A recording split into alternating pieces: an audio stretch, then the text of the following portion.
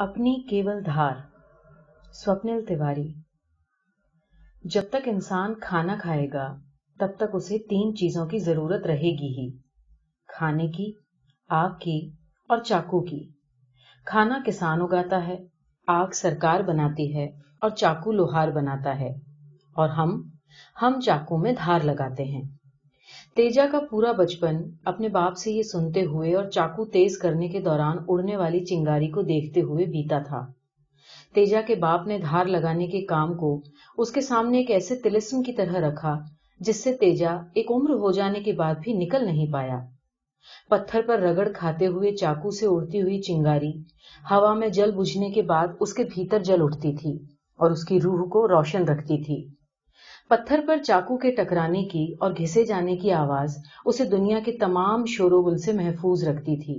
तेजा को हमेशा चाकुओं में और तेज हो जाने की उम्मीद नजर आती थी, लेकिन उसकी बीवी को चाकुओं में खाने के सिवा कुछ न नजर आता था। रात का खाना कैसे होगा, ये इस बात पर मुनहसिर था कि तेजा दिन में कितने ज्यादा चाकुओं को तेजी बख्शता है। जितने ज्यादा चाकू उतना अच्छा खाना। और पिछले कई दिनों से तेजा के घर में नमक रोटी से ज्यादा कुछ पका नहीं था। हर पुराने काम की तरह इस काम में भी अब बहुत फायदा नहीं था। तेजा का बाप जिन दिनों चाकू तेज करता था, उन दिनों में लोग चाकू तेज करवाने वाले का इंतजार किया करते थे। तेजा का बाप उन लोगों के दरमियान किसी त्योहार की तरह पहुंचता। किसी मोहल्ले में जाने के बाद वहां के तकरीबन हर घर का कम से कम एक चाकू तेज करने के बाद ही उसे फुर्सत मिलती थी। उस वक्त उसके इर्द गिर्द जो भीड़ जमा होती थी, उसे देखकर लगता था कि वो चाकू नहीं तेज कर रहा हो, बल्कि कोई करतब दिखा रहा हो। जैसे लोग लोहे के चाकू छुरियों के बदले चांदी के चमकते हुए चाकू और छुरियां लेकर जाते हों। उसकी मकबूलियत दरअसल उसके साथ हुई नाइंसाफी का हर्जाना थी। तेजा के बाप ने अपने कबीले के खिलाफ जाकर शादी की थी। कबीले के लोग उसे लोहा पिघलाने वाली भट्टी में झोंकने के लिए तैयार बैठे थे, जिसकी वजह से उसे शहर भागना पड़ा था। अपने कबीले से भागते हुए उसने एक ऐसा पत्थर चोरी कर लिया था जिस पर रगड़कर चाकुओं पर धार लगाई जा सके और भूख की धार को कम किया जा सके। कबीले वालों को उस छोटे से पत्थर की चोरी से कोई खास फर्क नहीं पड़ा, लेकिन तेजा के बाप के लिए वो पारस पत्थर हो गया। उस पत्थर से कोई लोहा सलीके से छू जाए तो उसमें धार लग जाती थी।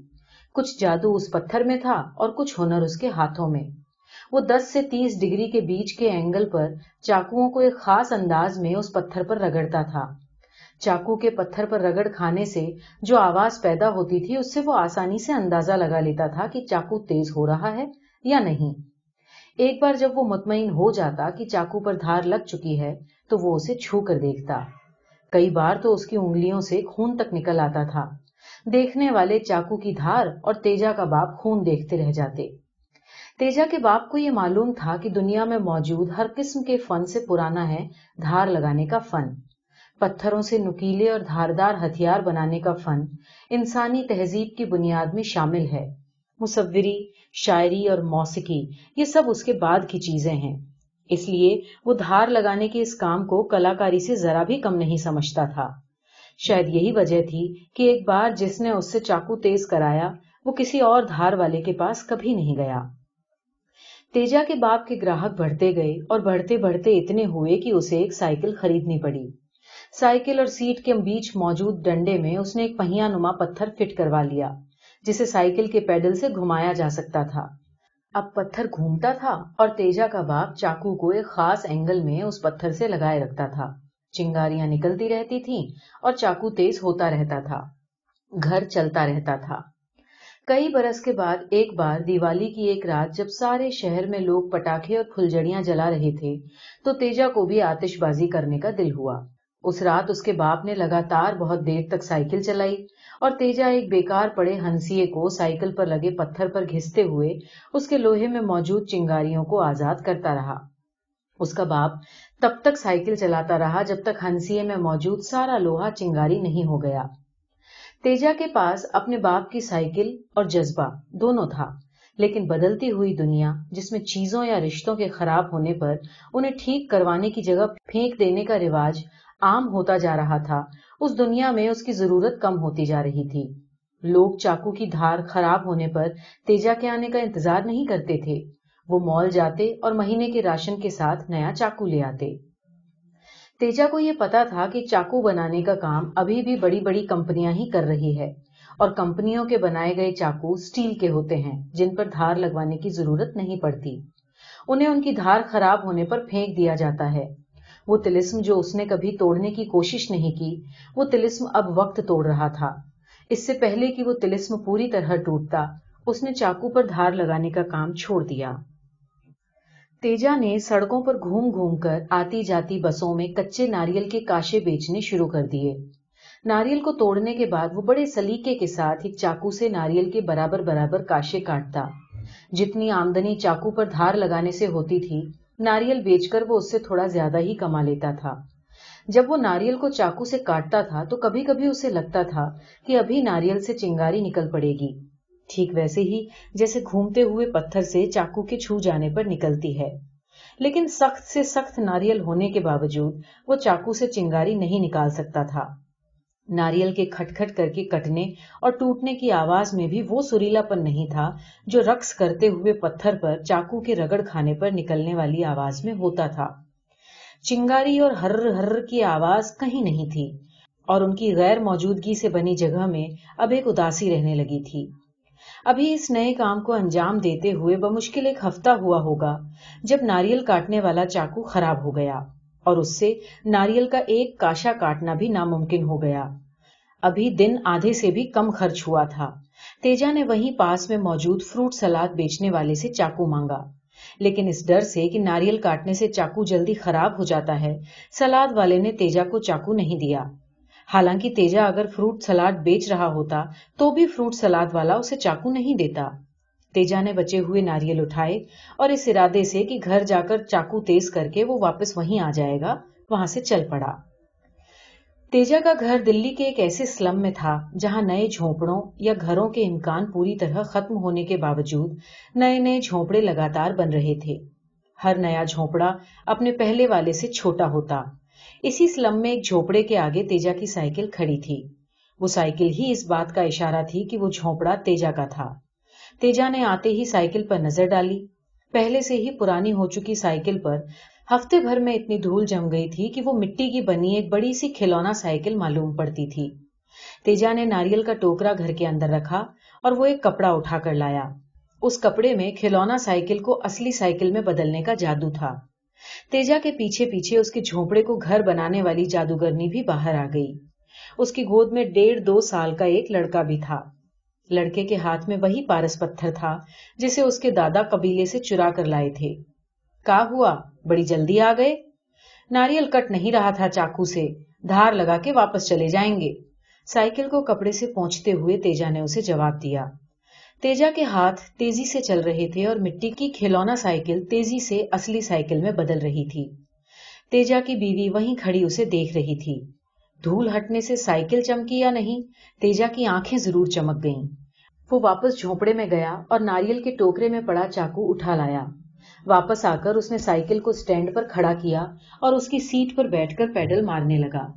पत्थर घूमने लगा। तेजा पहले तो देर तक उस घूमते हुए पत्थर को देखता रहा, फिर उसके बाद बेहद हल्के हाथों से चाकू की धार को पत्थर पर लगाया। चिंगारियां फूट पड़ीं।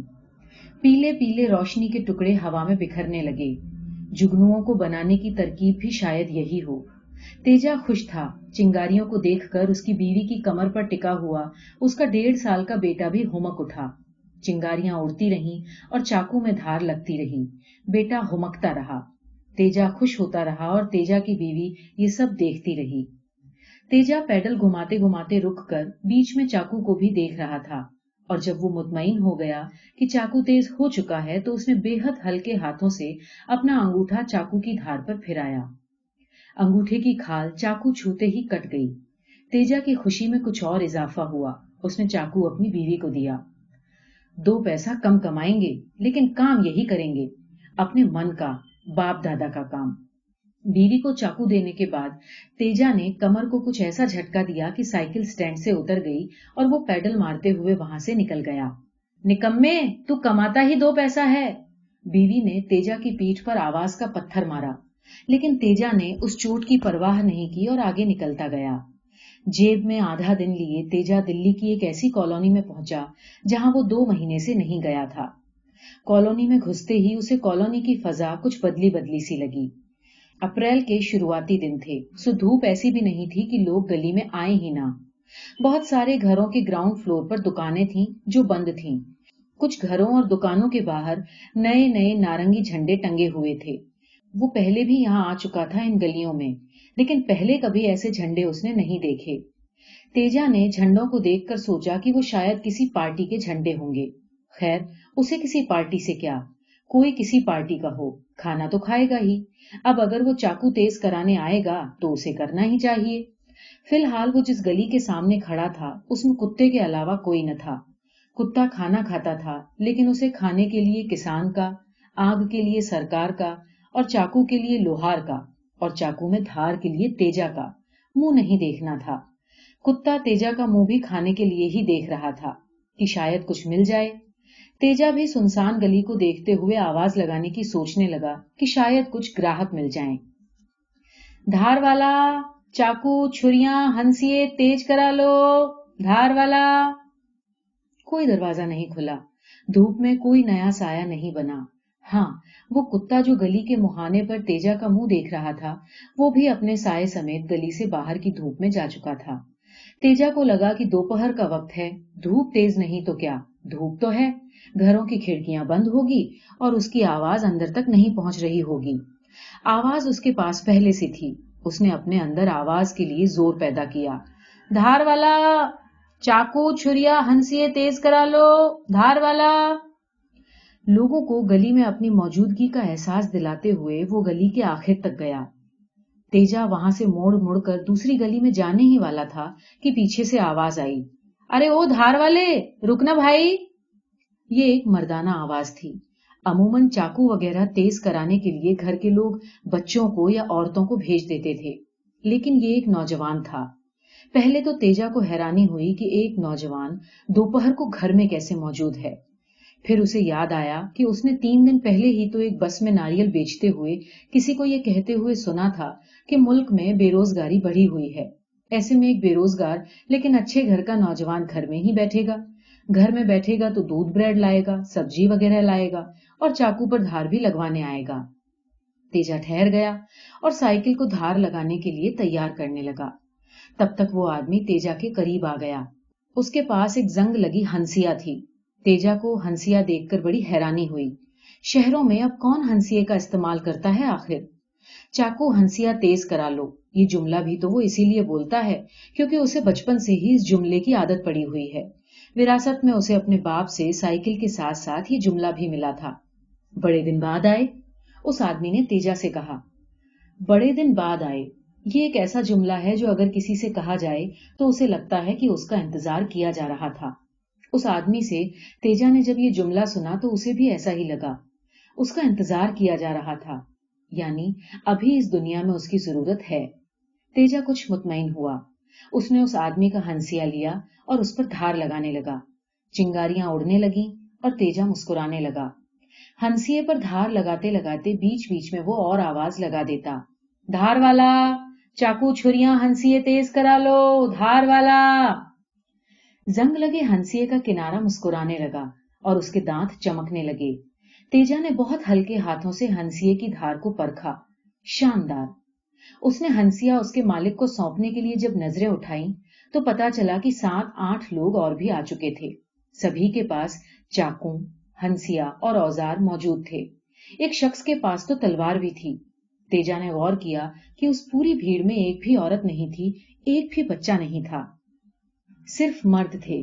इतने सारे लोगों को एक साथ देखकर वो घबरा गया। तलवार पे धार करने का कितना लेगा? तलवार तेजा की तरफ बढ़ाते हुए उस शख्स ने कहा। बाप का काम संभालते हुए तेजा को 10-12 बरस हो गए थे, लेकिन उसने कभी तलवार पर धार लगाने का काम नहीं किया था। इसलिए तलवार पर धार लगाने की उजरत क्या होती है वो ठीक ठीक नहीं बता सकता था। उसने तलवार को गौर से देखा और अंदाजा लगाया कि इसमें 10-11 चाकू तो बन सकते हैं। एक चाकू के वो 5 रुपए लेता है, इसलिए तलवार के 50-55 रुपए होने चाहिए। हाँ, 55 रुपए ठीक है, उसने सोचा। 40 रुपए होंगे, तलवार है ना? तेजा ने कहा। जो रेट उसने जहन में तय किया था जुबान को ज्यादा लग रहा था। गरीबी ने उसकी जुबान का कुछ ऐसा रियाज करवाया था कि वो आज तक भी वाजिब मेहनताना मांग ही नहीं सका था। अच्छे से धार लगा, बकरे की गर्दन पर मारूं तो ऐसा ना हो कि तलवार वहीं अटक जाए। काम अच्छा किया तो 50 दूंगा। आदमी ने ये कहने के बाद अपने होठों पर अपनी जुबान को यूं फिराया जैसे वो जुबान पर धार लगा रहा हो। तेजा ने खुशी खुशी तलवार ली और धार लगाने लगा। तलवार के बाद कुछ चाकुओं और हंसियों पर भी धार लगाई।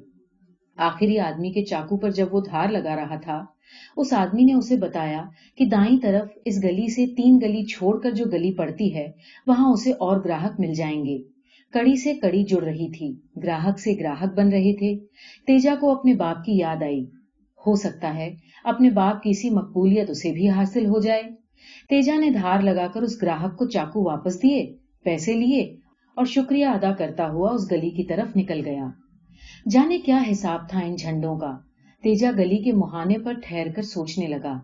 इस गली में भी उसे कुछ झंडे नजर आए, बस रंग अलग था। इस गली में हरे रंग के ये झंडे भी नए कपड़ों के बने लग रहे थे। तेजा को लगा कि ये गली भी किसी नेता के कब्जे में गई। जितने नेता उतनी पार्टी उतने ही झंडे। खैर उसे क्या, किसी पार्टी का कब्जा हो इस गली में, उसे धार लगाने से मतलब है। पिछली गली में जिस शख्स ने उसे इस गली में आने का मशवरा दिया था, वो भी उसे नजर आया। घर में घुसते हुए उस आदमी की नजर तेजा से टकराई। तेजा ने वहीं खड़े होकर हाथ जोड़कर उस आदमी का शुक्रिया अदा किया, लेकिन वो तेजा के शुक्रिया का कोई जवाब दिए बिना एक घर में चला गया। तेजा ने साइकिल के पैडल पर दबाव बढ़ाया और गली में आगे बढ़ चला।